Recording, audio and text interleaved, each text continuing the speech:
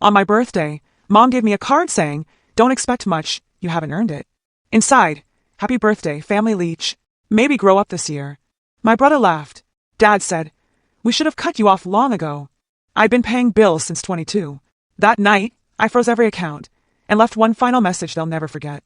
"Oh man, you will not believe what happened on my 30th birthday.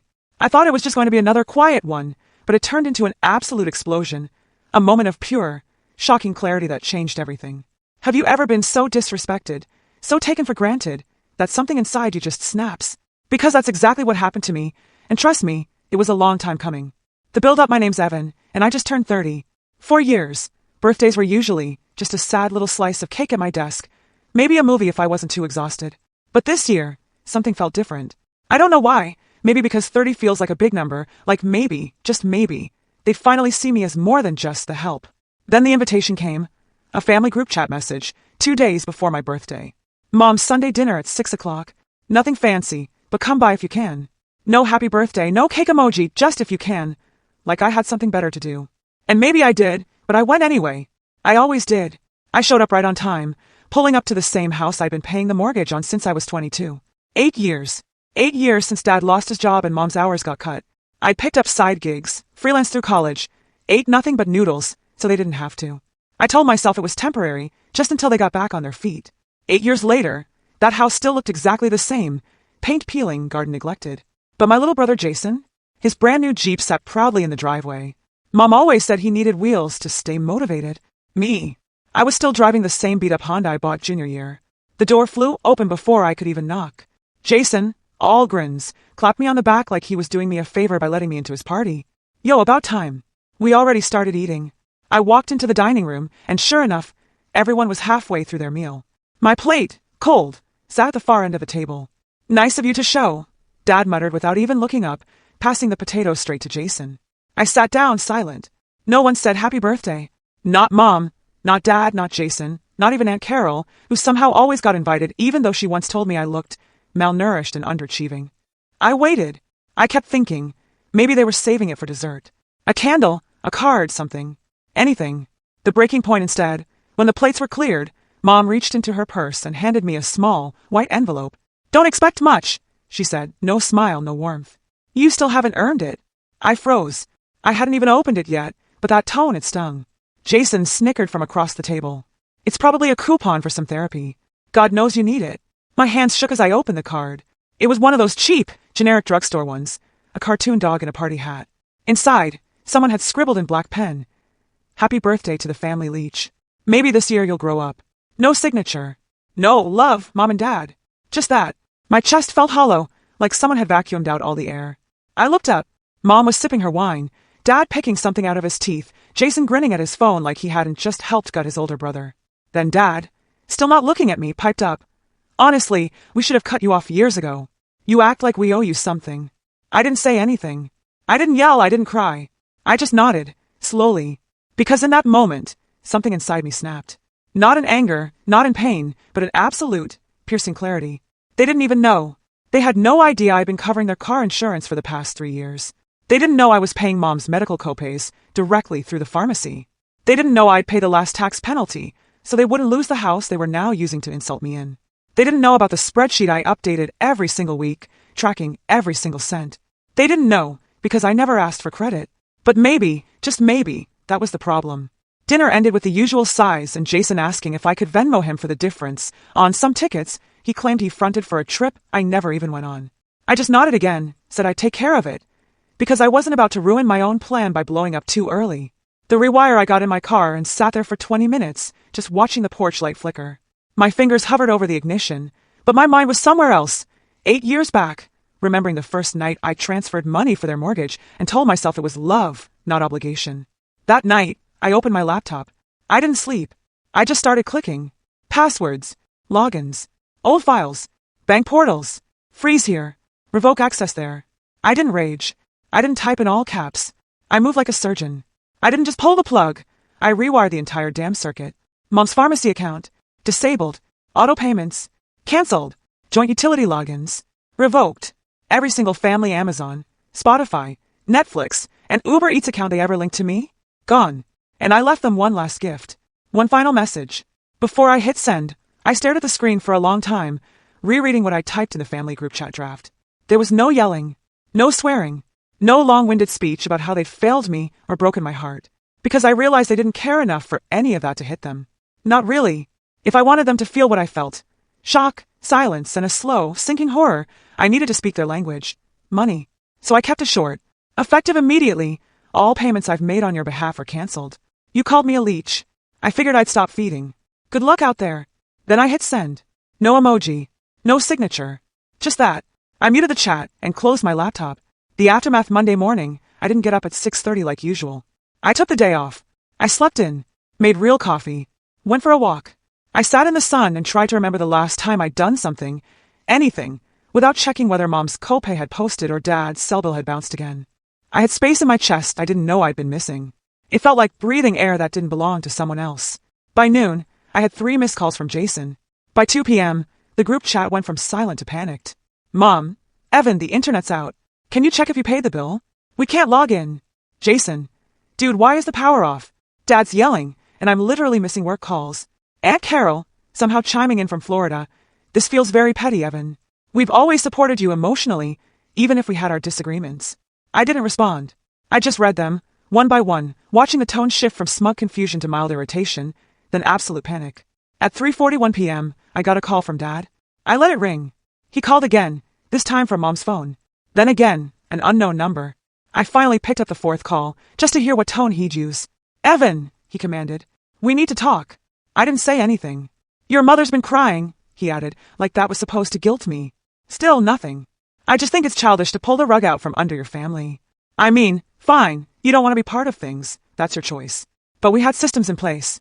You can't just cancel things without warning. You're right, I said finally. I should have warned you. He paused. So you'll fix it? No, I said. I should have warned you 8 years ago when I started paying for everything. When I let you insult me with your mouth while living off my back. But I didn't. And that's on me. There was a long silence. Then Dad muttered, You've always been so dramatic. I smiled. And you've always been entitled. Then I hung up. No screaming. No theatrics. Just a quiet click. The final showdown that night, I got an email alert from the mortgage servicer. Your account login has been updated by another user. They tried to get in. I'd already locked it down. And I wasn't done yet. The next day, I filed the paperwork to remove my name from every joint account I'd ever been added to. I called every company, sent every document. I even made a spreadsheet with all the account numbers I'd been linked to over the years, just to make sure I hadn't missed a single one. Then, I started looking at property records. Because, you see, the house wasn't in their name. It was in mine. It always had been. 8 years ago, when they were too deep in debt to qualify for a mortgage, I bought the house under my name. I told them it was a family workaround, so we could keep a roof over their heads. I let them believe it was theirs. I let them make the rules. I let them disrespect me in a house I legally owned. But I wasn't going to make that mistake anymore. 2 days later, I booked an appointment with a real estate attorney. Quiet, professional, no drama. I explained the situation, showed the deeds, the payment history, the texts. He looked at me and said, You've got every right to do this. I nodded. He leaned back in his chair and added, Do you want to evict them, or sell the house outright? That was the turning point. That's when it stopped being about punishment and started being about freedom. I didn't answer right away. Instead, I opened my phone, scrolled through years of family messages, photos, passive-aggressive jokes, guilt trips, and reminders to help out because we're struggling. Then I went back to that birthday card. Maybe this year you'll grow up. I looked at the attorney, smiled, and said, Let's list it. The house at the market a week later. Quietly. No for sale sign on the lawn. No warning dropped in the group chat. Just a discreet listing through the attorney's recommended realtor. She was sharp, efficient, and not the type to ask personal questions when you said, Yes, I own the house. No, they don't know that yet. We scheduled the first walkthrough for a Tuesday afternoon. I picked a time I knew Mom would be at her weekly church volunteering shift, and Dad would be out at one of his endless networking lunches that never seemed to lead to a job. Jason, as usual, was probably gaming upstairs with noise-canceling headphones on. The realtor brought in a couple and their young daughter. They were polite. The wife looked around the kitchen and said, It has potential, doesn't it? I could hear her tone, already imagining repainting cabinets and knocking out the ugly half-wall. The husband asked about the HVAC and the roof. I had the answers ready. I'd paid for both repairs just last year, after all. Halfway through the tour, I heard a door slam upstairs. Jason came thudding down the hallway in socks, hair unbrushed, wearing pajama pants. He looked from me to the couple and back again. What's going on? He said, frowning. The little girl smiled and waved at him. The wife said, "Sorry, is this a bad time?" "We didn't realize." Jason turned to me. "Dude, why are people walking through the house?" I didn't respond right away. Instead, I looked around the living room, the same one where I'd sat countless nights during college, laptop on my knees, trying to stretch my freelance gigs just enough to cover another month of their bills. Then I turned to Jason and said, "It's not your house, Jace." "Never was." The realtor stepped in quickly, offering the couple a quick look at the backyard while I handled things. They nodded and went outside. Jason's face turned red. "Okay, what does that mean?" I raised an eyebrow. "Exactly what it sounds like. This house is under my name, legally. I've been paying the mortgage, and I've decided to sell it." He blinked once, twice. Then he laughed, a short, stunned kind of laugh. "You're joking, right?" "No, that's not even, you can't do that, dude. Mom and Dad live here." "Correct. And they've been living here rent-free while calling me a leech and handing me birthday cards with insults inside." His mouth opened, but nothing came out. He looked suddenly very, very young. "You really didn't know?" I asked after all this time. Jason shook his head. "They always said they own the house, that they let you live here sometimes out of pity." I stared at him. "You thought I was living here out of pity?" He rubbed the back of his neck and looked away. "I mean, you never had friends over, you never brought girls around, you were always working, always stressed. Because I was paying for everything, so you could sit in your room and stream video games." I finished for him. He swallowed hard, like the math was finally clicking. And then we heard the front door open. Mom. She came in, holding a half-empty cup of iced coffee, chatting on the phone. She didn't see the realtor, or the couple in the backyard yet, just me standing with Jason in the living room. "Oh, Evan, are you finally fixing the sink because—" Then she noticed his expression. "What's wrong with you two?" I didn't answer. She stepped closer and narrowed her eyes. "What's going on?" Jason turned toward her, voice low. "Mom, did you know Evan owns the house?" The pause that followed felt like the universe holding its breath. Mom's face didn't twitch, not an inch. Then, slowly, she lowered her drink and said, "Jason, don't be ridiculous. We let him sign the papers because his credit score was better. That doesn't mean he owns it." I smiled. She still didn't get it. "The deed is in my name," I said calmly. "I made the down payment.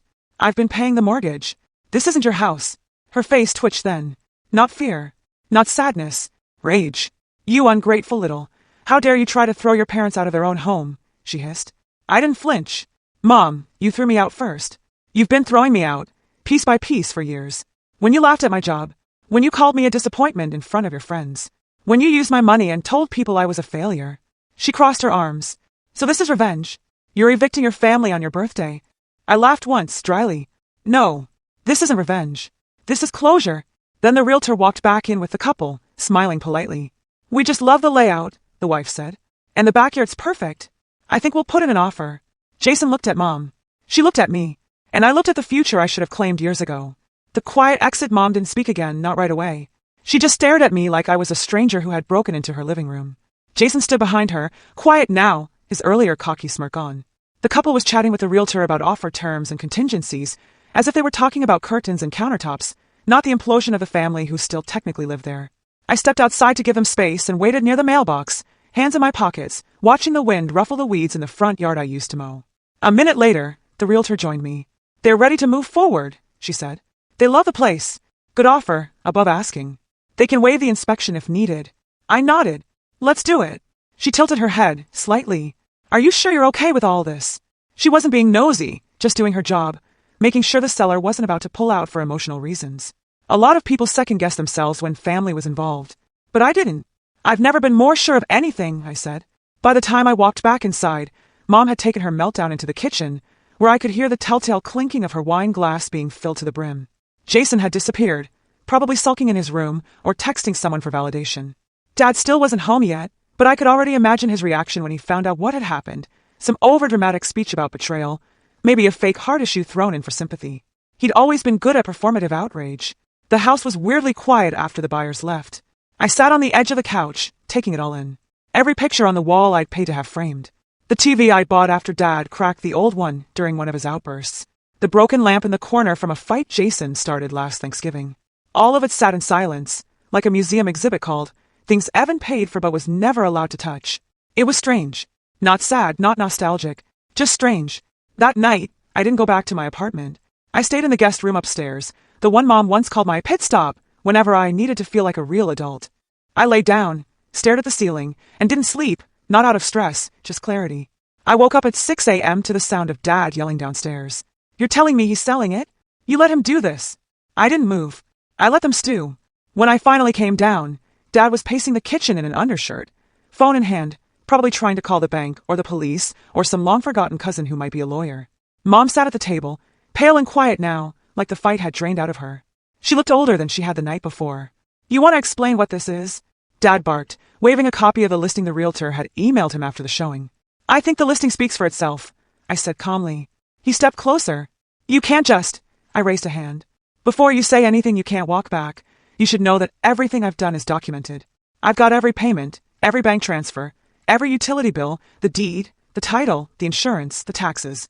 He opened his mouth. I cut him off. And I've already spoken with a lawyer. That shut him up. Where are we supposed to go? Mom finally asked, her voice small. It was the first real question anyone had asked me in years, one that didn't sound like a demand or a guilt trip. I didn't answer right away. I just looked at her. You had 8 years, I said softly. 8 years to figure that out. 8 years of my income, my credit, my time. You could have saved, gotten jobs that lasted, treated me like a human being. She looked away. Dad slammed his mug down. You're no better than the rest of them, he snapped. Turning your back on your family. No, I said, standing tall. I'm finally turning toward myself. Jason crept down the stairs behind him, looking unsure. Wait, are you actually serious? Like for real? But I live here. Not for long, I said. He blinked like a kid being told Santa wasn't real. I have nowhere else to go, man. I shrugged.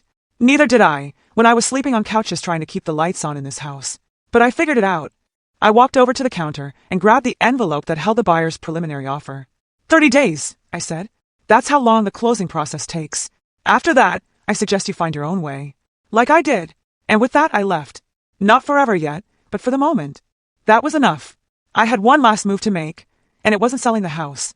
It was something bigger. The aftermath, a new beginning. The offer closed exactly 31 days later. I signed the final paperwork at the attorney's office with the kind of quiet, unshakable confidence I never used to have, not around my family at least. The realtor slid the check across the table, and I didn't even blink. It wasn't just a payment. It was proof that I could build something, own something, finish something, without anyone else's name stapled on top of it like a participation ribbon. I didn't go back to the house that day. I didn't help them pack. I didn't check in to make sure they were okay. I'd given them nearly a decade of those things, and they'd handed me back sarcasm, silence, and debt. But I did leave one thing behind. A folder, printed, not digital. I knew Dad wouldn't open an email unless it was flagged urgent, and read. Inside the folder was a document titled, Things You Claimed I Never Did. It included a spreadsheet with every dollar I'd paid on their behalf. Mortgage statements, grocery bills, health insurance premiums, credit card payoffs I'd made without telling them just to keep their accounts open. Every Uber I'd ordered when Mom had her surgery, every textbook I bought for Jason that he never opened, every time I'd covered an overdraft fee so their lights wouldn't get shut off. There was even a screenshot of the birthday card they gave me, labeled my thank you. I left it on the kitchen counter. That was the last time I ever saw that house or them. Within a week of the sale, the calls started again. First from Mom, crying. Then from Jason, bargaining. Then from Dad, angry voicemails about family betrayal and shame. I didn't pick up. I didn't reply. Instead, I moved. I left the city quietly, changed my number, got a new bank, a new apartment. Modern. Quiet. Full of light. Paid in full. No roommates I had to raise anyway. For the first time in my adult life, I had no debt, no secret bills to cover, no emergencies that always required my wallet but never my well-being. I didn't even realize how light my chest felt until the second week passed without a single call asking for something. I started going to therapy. Real therapy, not the kind where you journal in a notebook your mom later reads by accident. I started eating better, sleeping better. I signed up for a pottery class on a whim, something I'd always wanted to do but never had time for between double shifts and family meltdowns. And then one day, 6 months after the sale, I got a letter. No return address, just a wrinkled envelope forwarded through my old billing address. It was from Jason. The letter started like this. I still think you went too far, but I also get it now. He said he was living in a shared apartment across town, working part-time, cooking his own meals, paying rent for the first time in his life. He said it sucked. He also said it was the first time he understood what I must have gone through, that he hadn't known, that they told him I liked taking care of things, that I needed to feel useful. He closed the letter with, I don't expect you to forgive us, but I hope someday you'll talk to me again, even if it's just to tell me I was a fool. I folded the letter and put it in a drawer. Not ready to respond. Not yet, but maybe one day. Mom and Dad never wrote. I don't think they ever will. And that's fine, because I'm not angry anymore. I'm not bitter. I'm free. They used to call me the family leech, but I was the lifeline. And I finally let go. Now I don't walk on eggshells. I walk on tile floors I picked out myself, in a place where no one calls me a disappointment for not buying groceries I never ate. I have peace. I have space. And on my 31st birthday, I bought myself a real card. It said, "Congratulations, you made it out." I signed it with my own name. That was enough. So what do you think? Was I too harsh? Or was this the only way to finally break free? Let me know in the comments below.